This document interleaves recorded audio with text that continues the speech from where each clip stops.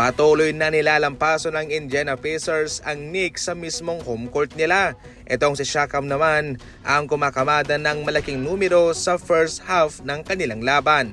Mayroon siyang 23 points, 9 out of 14 sa field sa loob lamang ng 15 minutes. Itong si Siakam ay hindi na bago patungkol dito. Siya ay isang NBA champion na at sa mga puntong ito ay gamit na gamit niya ang experience na yun. Malamya ang laro ng Knicks mga idol sa labang ito at sila ay na-outplayed nga ho sa mga ball movement ng Indiana Pacers. Wala silang kasagutan dyan.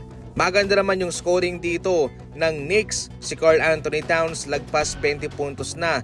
Maski man si Miles Bridges at si Bronson lagpas 30 puntos na. Subalit galing sa kanilang bangko ay wala nang haw silang kontribusyon. Sa kabilang banda, kabaliktaran ang nangyari dito sa Indiana Pacers dahil meron silang 10 points galing kay McConnell, 6 points naman galing kay Shepherd, at 4 points to rebounds to assist naman galing kay Obi Toppin. Mababa lamang yung scoring ng kanilang starting 5 pero balanse ang kanilang kontribusyon.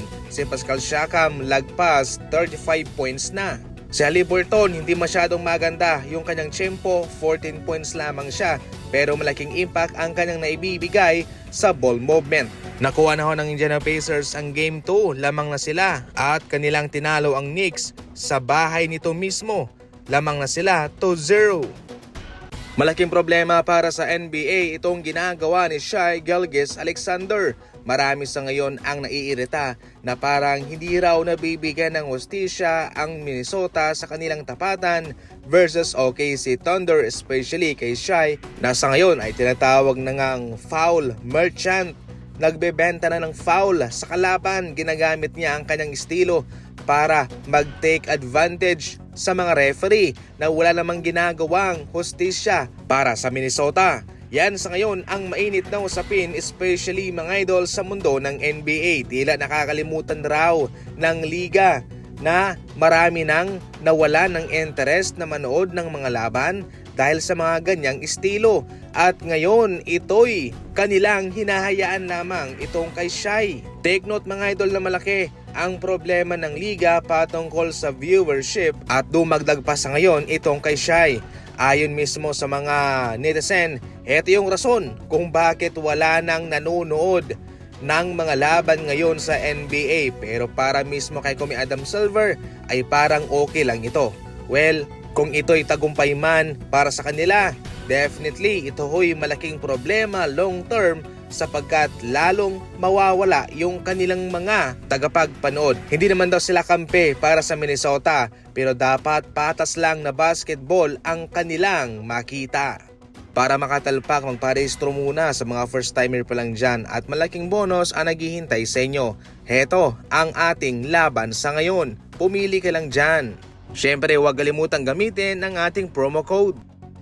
Sa ibang balita naman, ayaw ng Golden State Warriors kay Derek White ng Boston Celtics.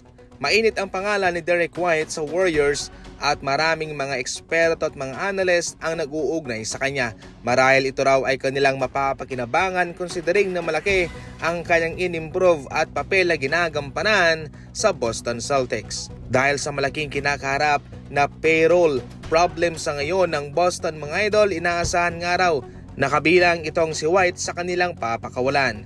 Ngunit sa kabilang banda mga idol, hindi rin ito magiging madali para sa Boston Celtics sapagkat pwede silang mag-demand ng maraming asset para kay White. Sa madaling salita, parang kontra gusto ang pinaplano nitong Boston sa ngayon. Kung gusto nyong kunin si Derek White, ibigay nyo sa amin kung ano ang aming gustong makuha. In which, para sa Golden State Warriors ay hindi naman gagana. Marami pa naman sa ngayong mga free agent na po pwedeng sunggaban ng Golden State Warriors o yung ibang mga malalarong pwede silang makatrade para sa tamang presyo.